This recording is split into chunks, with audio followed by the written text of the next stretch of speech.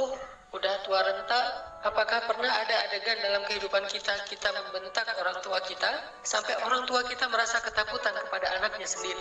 Orang tua kita nggak berani untuk mengatakan keinginannya, ingin dibuatkan atau ingin dimasak, ingin dibelikan satu masakan kesukaan dia, saking takut dan saking kagetnya orang tua kita terhadap sikap kita yang pernah memarahi, membentak, bahkan kadang mencela orang tua kita. Coba ingat adegan itu yang pernah terjadi di suatu pagi di rumah kita kepada orang tua kita. Adegan yang pernah terjadi di suatu malam di hadapan orang tua kita. Bahkan kadang kita pernah memarahi orang tua kita sampai dia malu di hadapan orang banyak, di hadapan saudara-saudara kita, di hadapan saudara-saudaranya, di hadapan orang banyak yang dia tidak kenal, mungkin di jalan, mungkin di pasar, mungkin di mall, mungkin dimanapun. Karena kita kecewa kepada orang tua kita, lalu kita marahi orang tua kita habis-habisan di depan orang banyak. Sampai orang tua kita merasa sedih, kecewa, lalu merasa takut kepada anak yang dulu sering dia gendong. Anak yang dulu dikecup keningnya, tetapi ketika anak ini merasa sudah mampu, sudah punya segalanya dan orang tuanya dalam keadaan lemah, dengan sombong dia membentak orang tuanya. Dengan sombong dia memarahi orang tuanya tanpa pernah peduli dan tidak pernah lagi ingat bagaimana dulu dia diperlakukan oleh ayah ibu. Ingat, adegan itu pernah terjadi dalam kehidupan kita. Kalau kita merasa kita tidak pernah melakukan itu, mungkin kita adalah seorang pelupa. Saya kira orang seperti kita yang dulu pernah masa-masa kelam, pernah nggak stabil emosinya, pernah mengalami masa-masa sulit. Saya kira semua kita pernah ngalamin masa ketika kita benar-benar menyakiti perasaan ayah dan ibu kita.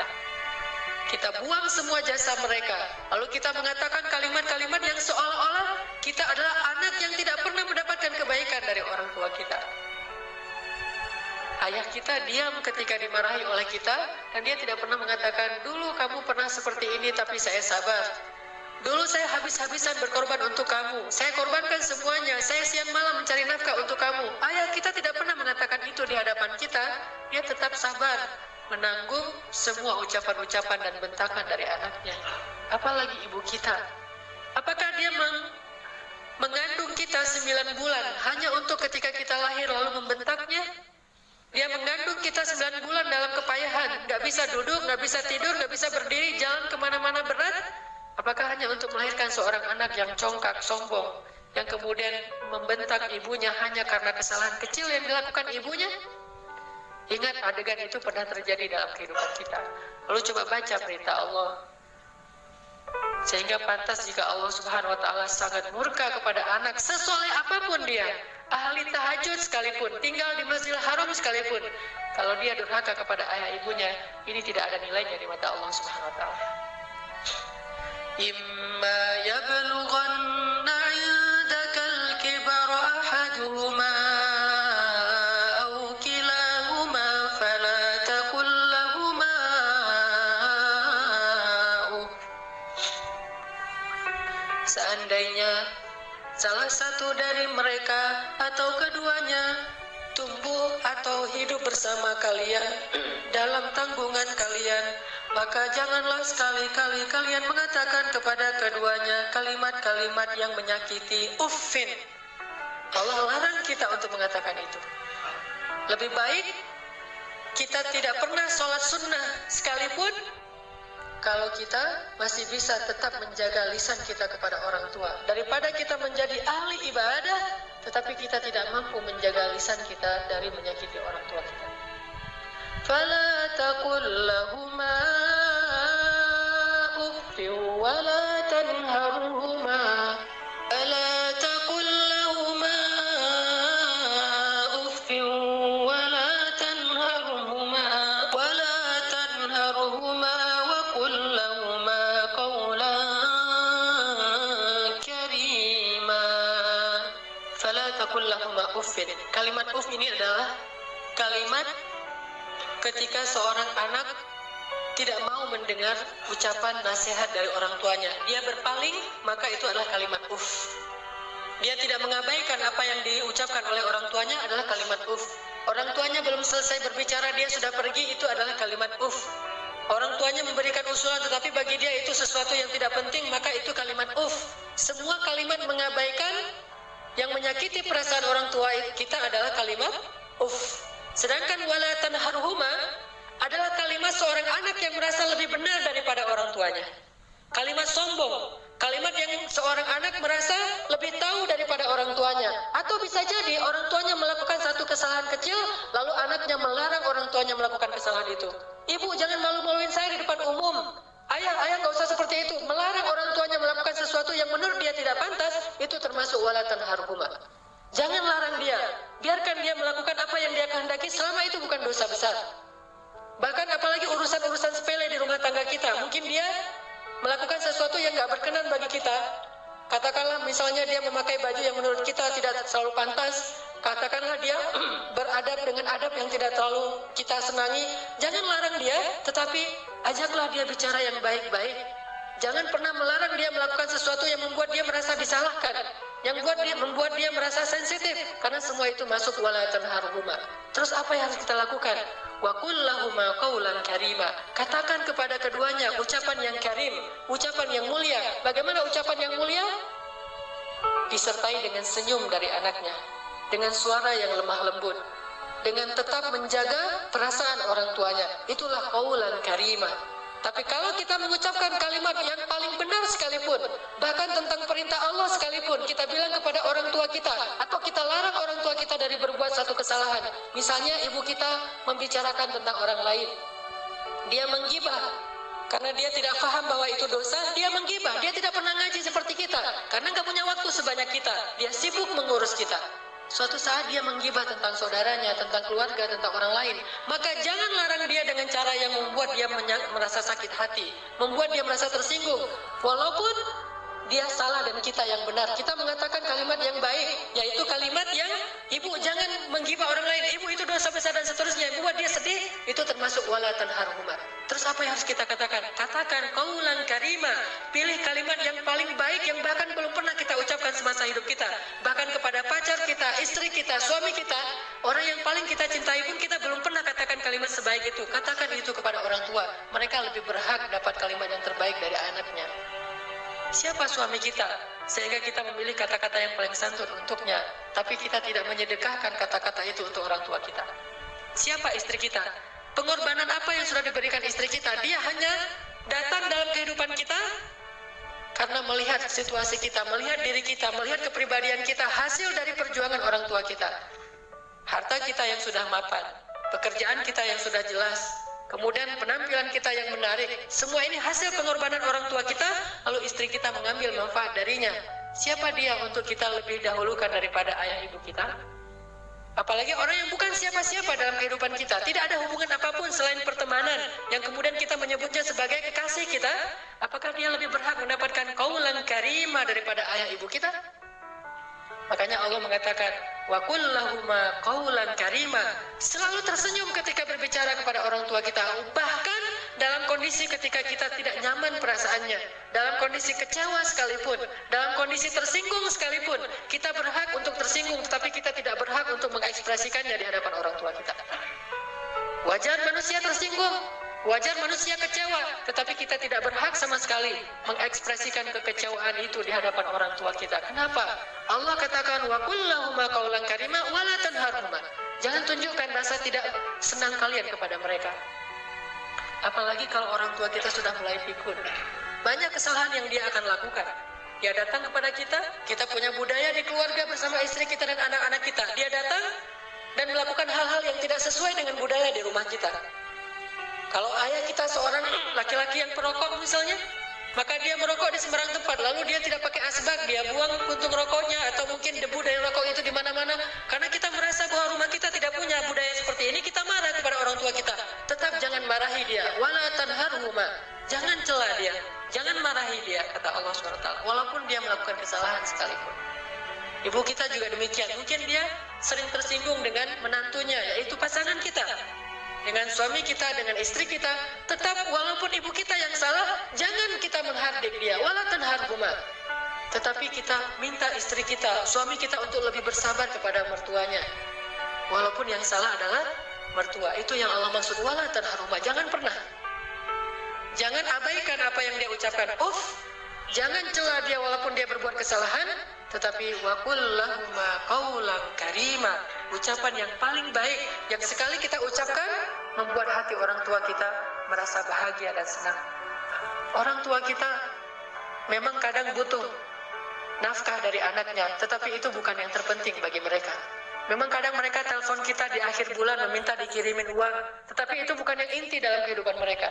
Yang paling mereka rindukan dari anaknya adalah ketika anak itu bisa datang, mencium tangan orang tuanya, tersenyum kepada orang tuanya, diam ketika orang tuanya bicara, sangat santun terhadap orang tuanya, melebihi santunnya dia kepada seorang yang paling dia hormati di antara manusia, kepada seorang ustadz yang dia kagumi, kepada seorang atasan yang dia hormati, kepada seseorang yang dia segani karena kebijaksanaannya, karena kearifannya, maka orang tua jauh lebih penting dari mereka semuanya. Wakhfid lahuma janahaz zulli minar rahmah, wakhfid lahuma janahaz zulli minar rahmah, wa qur rabbirhamhuma kama rabbayani shaghira.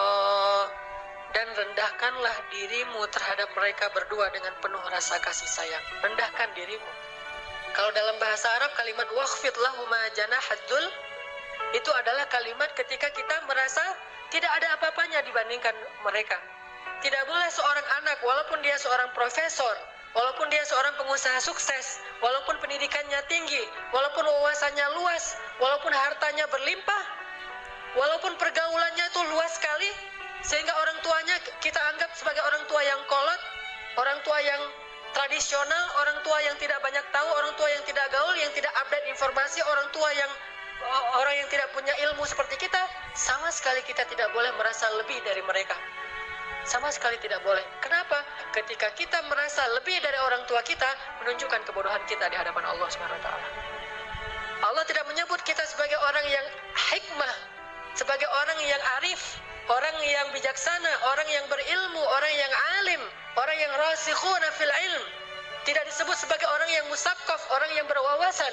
Tidak disebut sebagai orang yang cerdas, orang yang syatir. Tidak disebut itu di dalam Al-Quran kalau kita tidak bisa merendahkan diri kita di hadapan orang tua kita. Bukan rendah hati, bahkan rendah diri di hadapan orang tua kita. Orang yang cerdas itu bagi Allah adalah orang yang rendah diri di hadapan ibu bapaknya. Dia merasa bahwa dia tidak lebih tahu daripada orang tuanya. Walaupun dia tahu lebih daripada orang tuanya, tetapi dia tidak pernah merasa lebih tahu daripada orang tuanya. Sehingga ketika orang tuanya bicara, dia bisa menghargai semua yang diucapkan orang tuanya. Tidak mengatakan, itu nggak penting. Apa yang diucapkan orang tuanya menurut dia sesuatu yang tidak realistis. Zaman sudah berubah dan seterusnya dan seterusnya. Bahkan secara tidak sengaja, kadang kita mentertawakan ucapan orang tua kita. Kita mentertawakan kekolotan orang tua kita yang kadang-kadang tidak dia sengaja dia tunjukkan di hadapan kita dan anak-anak kita. Bahkan kadang kita mengajak pasangan kita mengajak anak-anak kita untuk semuanya mentertawakan nenek mereka, mertua mereka, ayah atau ibu kita di hadapan orang banyak. Bakti seperti apa ini? Seorang anak kepada ayahnya dan kepada ibunya. Ketika kita sama-sama bersama keluarga kita, anak kita yang udah pintar megang gadget, istri kita yang di tangannya selalu ada HP, sementara kita juga sibuk dengan ke pekerjaan kita. Apa yang ada di tangan ibu kita? Foto anaknya, foto kita ketika kita masih kecil. Dia rindu masa-masa ketika dia bisa memeluk anaknya yang sudah lama tidak memeluknya. Tapi dalam situasi kayak gitu kita mentertawakan orang tua kita. Siapa kita? Apakah kita menjadi seperti sekarang ini tanpa pengorbanan dari mereka? Maka Allah mengatakan wakhfid lahuma janahaz zulli minar rahmah. Rendahkan dirimu di hadapan orang tuamu beserta dengan kasih sayang.